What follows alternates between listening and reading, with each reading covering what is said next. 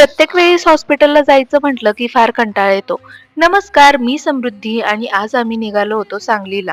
त्याचं कारण म्हणजे मम्मीचं मंथली चेकअप होतं आणि आम्हाला सकाळची अपॉइंटमेंट भेटली होती. काही खाल्लं नव्हतं म्हणून गाडीत बसून मस्त अशा भाजलेल्या शेंगा सुद्धा खाल्ल्या.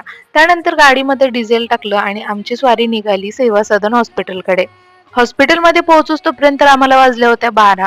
इकडे छान असं ऊन सुद्धा पडलं होतं.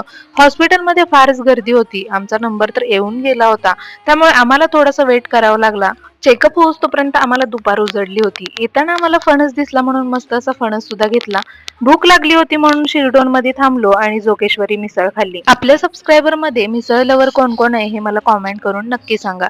त्यानंतर गाडी काढली आणि आम्ही घरी निघालोच होतो, पण पप्पा म्हटले की आपल्या शेतात एक मेंढपाळ येत होते तर त्यांच्या घरी जाऊ. तर त्यांच्या घरी पोहोचल्या पोहोचल्या ह्या छोटीने आमचं वेलकम केलं. सो त्याला चॉकलेट दिलं. त्यानंतर गप्पा गोष्टी झाल्या आणि घरी आलो, जेवण केलं आणि मस्त झोपी गेलो.